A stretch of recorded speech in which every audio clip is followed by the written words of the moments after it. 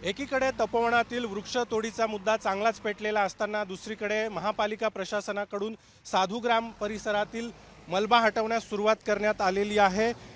गेल्या अनेक महिन्यांपासून हा मलबा जो आहे हे मातीचे ढिगारे या ठिकाणी पडून होते, मात्र एका नागरिकाने महापालिकेच्या ॲपवर या सगळ्या संदर्भामध्ये तक्रार केल्यानंतर आता तपोवन परिसरातील साधूग्राममधल्या हे सगळे मातीचे ढिगारे या ठिकाणाहून हटवले जात आहेत आणि साफसफाई या ठिकाणी आता सध्या केली जाते आहे। युद्ध पातळीवर या सगळ्या कामाला सुरुवात करण्यात आलेली आहे।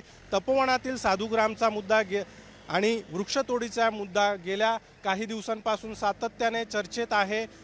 तपोवनातील एकही झाड तोडू देणार नाही अशी भूमिका पर्यावरण प्रेमींनी घेतलेली आहे आणि त्यामुळे हे तपोवनातील वृक्षतोडीच्या मुद्द्यावर एक मोठं जन आंदोलन उभं करण्यात आलेलं आहे। राजकीय पक्ष देखील या सगळ्या आंदोलनामध्ये उतरलेले आहे आणि दुसरीकडे आपण जर बघितलं तर गेल्या अनेक महिन्यांपासून हे ढीग या ठिकाणी असेच पडून होते, मात्र आता महापालिकेला उशिराने का होईना जाग आलेली आहे आणि युद्ध पातळीवर आता तपोवनच्या साधूग्राम परिसरातील हा सगळा राडारोडा आणि मलबा आता हटवण्याचं काम महापालिका प्रशासनाने हाती घेतलेलं आहे। अद्यापपर्यंत या परिसरातल्या एकाही झाडाला धक्का लावण्यात आलेला नाही आहे, मात्र या सगळ्या परिसरातला जो कचरा होता, मातीचे ढिगारे होते, मलबा होता, ते हटवण्याचं काम सध्या या ठिकाणी युद्ध पातळीवर सुरू झालेलं बघायला मिळत आहे।